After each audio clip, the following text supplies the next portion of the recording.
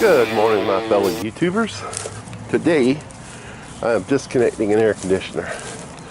I was going to show you from start to finish, but I got started and forgot about it. Might actually make good content, so I'm going to show you what I've done so far and show you what I'm going to continue to do, and then I'll show you how I put the new unit back in. This isn't new, it's a used one, but it's better than the one I have, because as I think I've showed you before, the coils are not in the best of shape.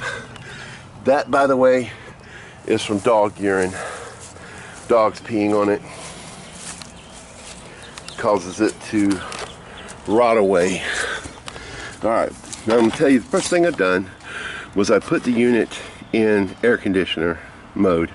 This is a heat pump, but by putting it in air conditioner mode, it allows me to vacuum down the unit into itself. And what I mean by that is you put the high side to the high side and the low side to the low side. You close the high side. That's the liquid side. That keeps the liquid. The liquid goes back to the air handler and evaporates in the gas. The gas comes back in to the low side. So what you do is you close off the low side, and I had the disconnect pulled, as you can see right here, and I put the disconnect back in. It cut the unit on, and it sucked all the liquid, all the gas back out of the system into the unit from the low side. And that's how you do that. Now, if you have any questions about that, feel free to ask. But after you vacuum all the gas back into the low side, while it's still running, you're going to use Allen wrenches to do this. This is a specific size. They have a tool for it if you want to buy it. After the gas is sucked back into the unit and the high side or the low side reads vacuum and the high side reads 0, that means there's no gas in the system. You close the low side. That means all the liquid that was in the system has been vacuumed back into the system, and as a gas, and then all the gas has been vacuumed back into the unit. Then you close the low side. After you do that, you disconnect the thermostat wire, which is right here. Make sure you go in and turn the air conditioner off. That way you're not getting 24 volts to the contact switch. If you're getting 24 volts to the contact switch and you cut one of these wires or it touches ground, it's going to blow your transformer, your 24 volt transformer. So make sure you go in and turn it back off. Okay, after you do that, you're going to disconnect your power. You're going to have one leg going here, one leg going here, and your ground going right there. You disconnect those three. You undo the nut that holds your pigtail in. This is the pigtail. And you undo the nut that goes on there. The nut looks like this. Once you undo the nut, the pigtail should pull out. Then, after you do that, everything else is disconnected. You can disconnect your lines, and that's what I'm doing now. We're up to where I'm working now. And you just get a pipe cutter. You want to use a pipe cutter, don't use a sawzall, because then you get debris in your line. And you just cut the line. Once you do the low side, then you do the high side. So let me do that real quick, and I'll show you. Okay, I have the lines cut. As you can see, it's a fairly clean cut. No debris anywhere. Pre-sanded it, so I don't have to worry about getting debris in the line, both of them. Now, anytime you work on an air conditioner that you're swapping it out, if you're not going to suck the Freon back into the system like I did, you have to, by law, have a recovery unit recover it into a DOT approved tank. That'll vacuum all the gas out of the system and put it in a tank. And that way it can be recycled or reused. If you have R12, generally it's recycled because they don't make it anymore. I'm putting R22D in this, I think it's called. I'm not crazy about it, but that's all I could get my hands on right now. Not in this unit, into the other unit. The other unit has R22 in it right now. I might try that and see if there's enough gas. If there's not, I'll have to recover it and then charge it with R22D. But after you do this, and you got your lines cleaned up, you can now move your unit. Another thing I want to point out is This side, being the liquid side, should have a dryer on it. This one's been here for 22 years and has never had a dryer on it. And if you wonder what I mean by dryer, I'll show you real quick. This is I've got a weed down there. This is a dryer. And on a heat pump, it has to go both ways. Because in a heat pump, when you have a reversing valve, so the oil and the liquid switch, so that the outside unit becomes the cooler and the inside unit becomes the heater, to take heat from the outside and take it to the inside, heat exchanger. But anyway, you want that two-way liquid line dryer to go on there. That's another thing I got to get today. I haven't gotten it yet.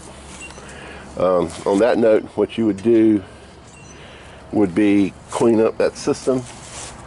And then I have some brand new parts. These are couplings and elbows and all that stuff. I got a bunch of stuff in case I needed it. But like this one, you clean the inside, you sand the inside, and you put it on the pipes and you couple them together. Like I'm gonna couple that one to that one over there and all that happy stuff, the old lines. And you solder it in using silver solder. And silver solder is silver solder because it has 15% silver. And you have to have a high temperature torch. You can't just use a propane torch. So you need at least a B-tank torch. I think they call it a turbo torch. To do this, if not, an oxyacetylene torch. And you should flux each connection to make sure you get good flow of the solder around the joint. Okay, so let me go get that liquid line dryer. Okay, we're in the attic now, and I'm going to start out by cutting the line set since the Freon's already out of the system, and then we're going to disconnect the electrical from over here so that we can put this other unit in. We're going to do the condenser and the blower today. So let's get to it. All right. I always start with the big one. It's less adjusting. Just adjust that thing. It's hard to do this with one hand, and I'm on my phone because I left my camera down there, and I'm not going to make a trip down there right now. All right, we get it on there. That pipe is not round at that point. Let's scoot down a little bit. Gotta open it back up.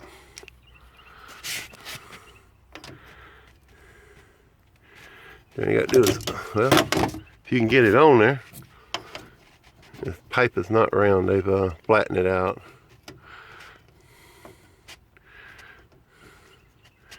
Get it on there, and you roll it around. As you roll it, it cuts into the pipe. You get it around, you give it a tighten. You roll it, give it a tighten. You roll it a few more times, just get it to cut into that pipe.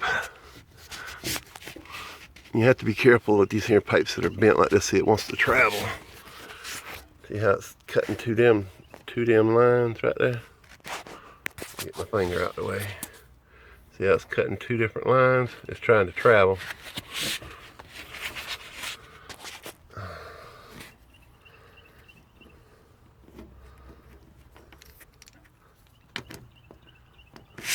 Alright, let me cut this line and I'll be right back. Alright, I cut the big one. I'm just going to cut this 3/8 line here. I always cut the big one first because less adjusted, but in this case it doesn't really matter. You just got to adjust down to the 3/8. I think that one's either 5/8 or 3/4. Looks like a 3/4.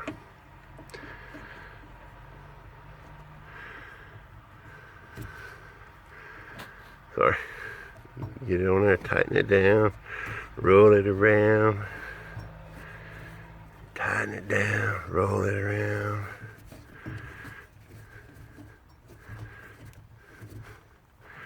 Tighten it down, roll it around. This one should do it. Come on, there you go. All right. There you go. All right. I didn't sand that one. I should have sanded it, dang it. All right, I just want to show you one other thing. Both these units, inside and out, have what's called a disconnect. See right here? And you always pull the disconnect out. That kills the power. It's like a breaker going to the unit. You disconnect it, then you don't have to worry about killing yourself. Okay, and then we're going to come here. These are the wires to the air handler, and if you kill the power, you're not going to blow your transformer. Your transformer's right in there. You're not going to blow it. So, since I'm not going to reuse this unit, I'm just going to cut the wires on the inside. That way I'll have a reference when I put the other unit in, what went where, because sometimes the colors don't match from the thermostat wire to the unit wiring. So I just cut through, and I can just pull them out. Well, I say that, but then they got that stupid biter on there. Let me see if I can pop that biter off of there.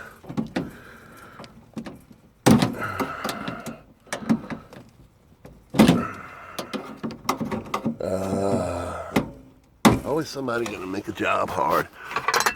Oh, dropped the disconnect. There we go. Just got to get that biter out of there. We'll probably reuse that biter on the other unit.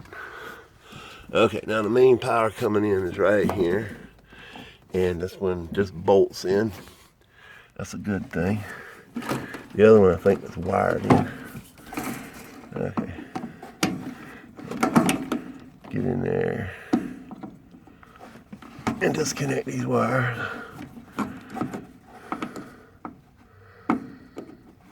I like these here. I might take this out and put it in that unit because I don't like wire nuts. I've worked on too many units where the wire nuts just overheat and burn up.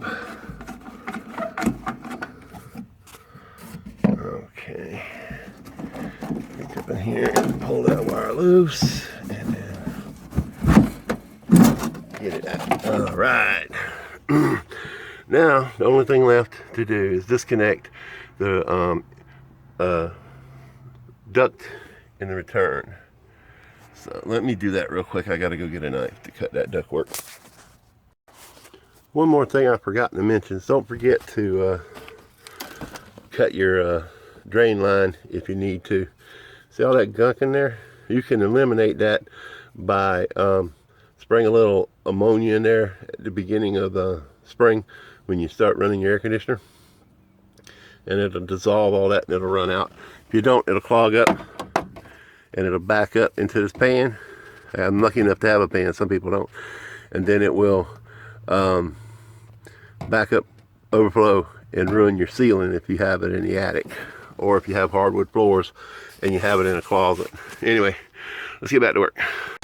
Okay, ladies and gentlemen, the unit is installed and fully charged. After we buttoned up the wiring and I finished charging the system, it's fully functional. You can see this line is sweating back, and it's super cool. This one's warm, doing great. I need to get some pipe insulation for that piece there. It's a lot quieter than I would expect it to be. We tighten that panel up, it's vibrating a little bit. Something vibrating anyway. I'll give you a show to the thermostat now. I'm excited because that thing works really well. So let's go inside and I'll show you the thermostat. Alright, you see it says it's 80 degrees outside, thereabouts. Thermostat says it's 78. This is a new one from Honeywell that I put up. It's non-programmable, if I can speak. And it's very easy to put up. This part just snaps on, and there's a little doohickey screwed to the wall to put all your wires in. And you can see, if I push this, it says cool on. I have it set to 74. So we're going to see how long it takes it to get down to that, because it was 84 in here earlier when I finally got the thermostat working. So let's see how long that takes. Just FYI, this is what time it is on the Bob Nerdin clock. It is 3:37 thereabouts, And I say it's the Bob Nerdin clock because he made this for me and I put the clock in it. So, yay! Alright. Alright, as you can see, it's been a little over an hour, about an hour and 15 minutes. Forgive the noise, my stepson's outside cutting grass. As you can see, the temperature is down to 74, so I think that's working pretty good, especially on a warm day like today when it's 80 degrees. And by the way, it's March. So, we're going to call that a success. Big thumbs up if you enjoyed this video. And yeah, be sure to like, share, and subscribe. And on that note, y'all have an awesome day.